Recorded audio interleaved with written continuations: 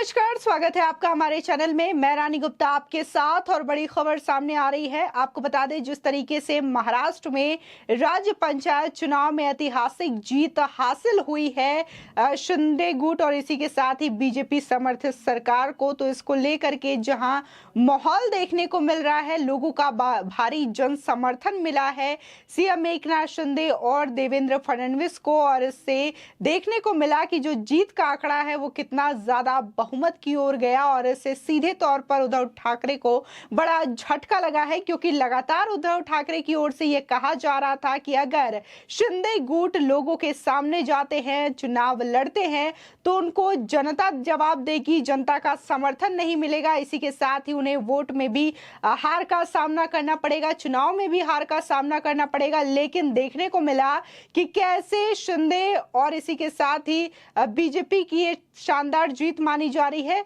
और जिस तरीके से ग्राम पंचायत चुनाव में यह ऐतिहासिक जीत हुई है, तो इससे करारा जवाब उद्धव ठाकरे और इसी के साथ ही उन तमाम नेताओं को मिल गया जो कि बार बार ये संदेह कर रहे थे कि अगर ये जाएंगे लोगों के बीच में तो इन्हें लोगों का जन समर्थन नहीं मिलेगा। आपको बता दें, जिस तरीके से देखा गया कि जहां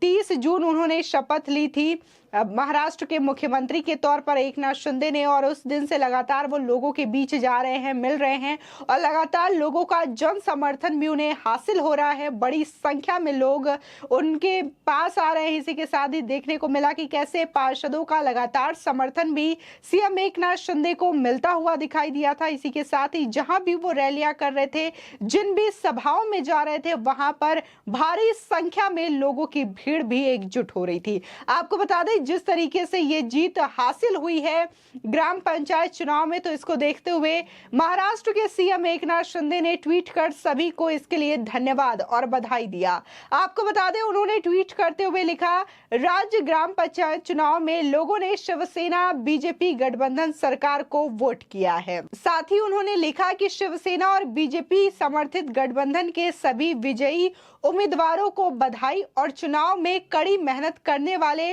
सभी शिवसेना बीजेपी गठबंधन के पदाधिकारियों और कार्यकर्ताओं को बधाई और धन्यवाद। आपको बता दें, इसी के साथ ही महाराष्ट्र के उप मुख्यमंत्री देवेंद्र फडणवीस ने कहा कि ग्राम पंचायत चुनावों में भी भाजपा नंबर 1 पार्टी है। राज्य में एकनाथ राव शिंदे के नेतृत्व वाली बीजेपी और शिवसेना ने बड़ी सफलता सुनिश्चित की है। बहुत बहुत धन्यवाद। बीजेपी प्रदेश अध्यक्ष चंद्रकांत दादा पाटिल और हर कार्यकर्ता को हार्दिक बधाई। आपको बता दें कि महाराष्ट्र के सीएम एकनाथ शिंदे के शिवसेना गुट ने ग्राम पंचायत चुनाव में उद्धव ठाकरे के समूह से अधिक सीटें जीती हैं। 62 तालुकों में कुल 271 ग्राम पंचायतें, नासिक में 40, धुले में 52, जलगांव में 24, अहमदनगर में 15, पुणे में 19, सोलापुर में 25, सतारा में 10, सांगली में 1, औरंगाबाद में 16, जलाना में 28, बीड़ में 13, लातूर में 9,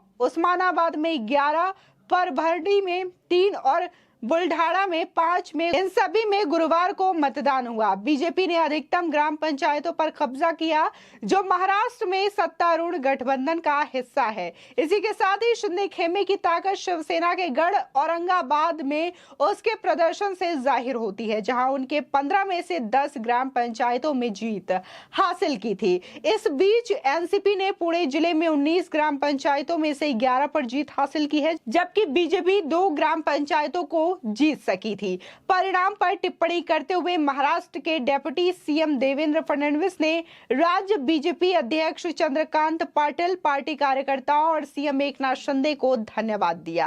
आपको बता दें, इसी के साथ ही दूसरी खबर की ओर अगर रुख करें, तो महाराष्ट्र के मुख्यमंत्री एकनाथ शिंदे के गुट वाले शिवसेना के प्रवक्ता और विधायक दीपक केसरकर ने एक बड़ा दावा किया है। दरअसल उन्होंने कहा कि बीते वर्ष बीजेपी के साथ सरकार बनाने को लेकर उद्धव ठाकरे तैयार थे, लेकिन किसी वजह से बात नहीं बन सकी। मीडिया से बात करते हुए केसरकर पीएम मोदी से मुलाकात के बाद उद्धव ने बीजेपी के साथ जाने का मन बना लिया था, लेकिन बीजेपी नेता नारायण राणे के बेटे नीतीश राणे ने जब आदित्य ठाकरे पर सुशांत सिंह राजपूत की मौत को लेकर आरोप लगाए, तो उद्धव आहत हो गए और उन्होंने अपना मन बदल लिया। आपको बता दें कि साथ ही दीपक केसरकर ने कहा कि मैं एकनाथ शिंदे से मिलता था, क्योंकि वो हमारी पार्टी में नंबर 2 के नेता थे। मैं जब भी उनसे मिलता था तो वो जाकर उद्धव जी से मिलते और कहते थे कि बीजेपी से अपने पुराने रिश्तों को फिर से शुरू करिए। ऐसा नहीं हुआ और एकनाथ शिंदे चले गए।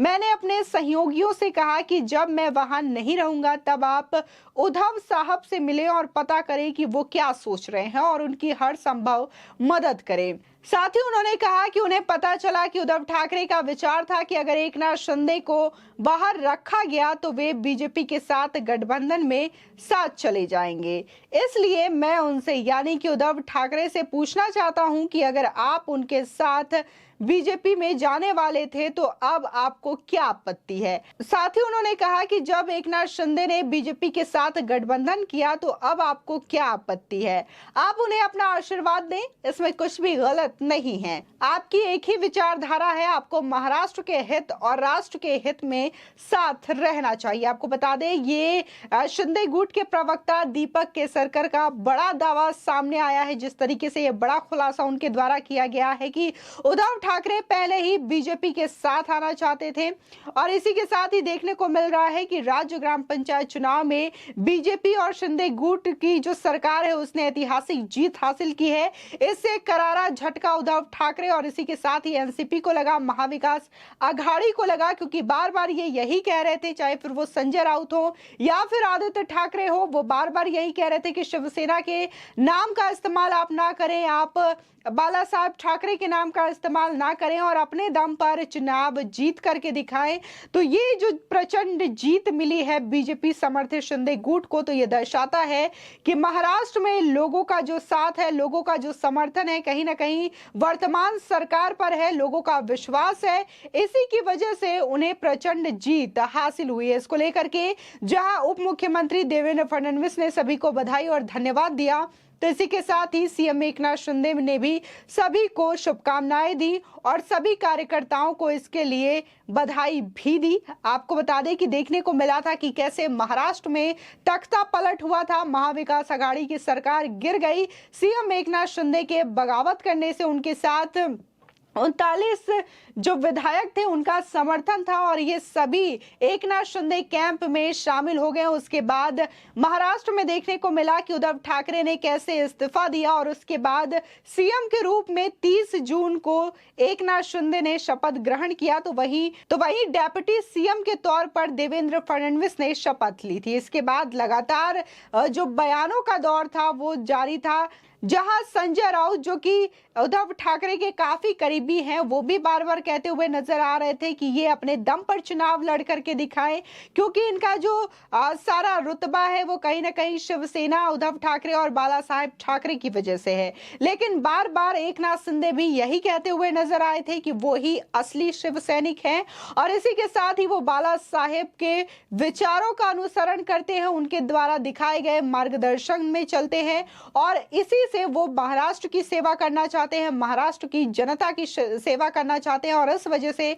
वो चाहते हैं कि वो बीजेपी के साथ जाए, उनसे गठबंधन करें। और देखने को मिला कि कैसे उन्होंने विधानसभा में भी फ्लोर टेस्ट पास किया और पूरी तरीके से ये जीत हासिल की और आज महाराष्ट्र की सत्ता उनके हाथों में है। इसी के साथ ही लगातार जिस तरीके से विकास कार्यों की भी अगर बात करें तो महाराष्ट्र में विकास कार्य हो रहे हैं जो कि उद्धव ठाकरे और महाविकास आघाड़ी सरकार में रुके हुए थे, चाहे फिर वो आरे मेट्रो कार शेड की बात हो या फिर पेट्रोल डीजल के लेकर के दामों को बात हो या फिर जिस तरीके से बाढ़ पीड़ितों की जो सहायता की जा रही है सरकार के द्वारा, वो कहीं ना कहीं सराहनीय है और इसको लेकर के जनता जो है पूरी तरीके से अपना समर्थन उद्धव ठाकरे को ना दे करके एकनाथ शिंदे और बीजेपी को देते हुई दिखाई दे रही है। और ये ग्राम पंचायत में जो चुनाव में जीत हासिल हुई है वो इसी बात को दर्शाता है कि लोगों का भारी जन समर्थन इस सरकार को मिला है और अगर विधानसभा चुनाव होते हैं या फिर लोकसभा चुनाव होते हैं तो भी कहीं ना कहीं लोगों का समर्थन इन्हीं पर आएगा, इन्हीं को लोग समर्थन देंगे अपना और अपना वोट भी देंगे। आपकी इस खबर पर क्या राय है हमारे कमेंट सेक्शन में जरूर बताएं। आगे की और भी अपडेट के लिए चैनल को सब्सक्राइब करना ना भूलें।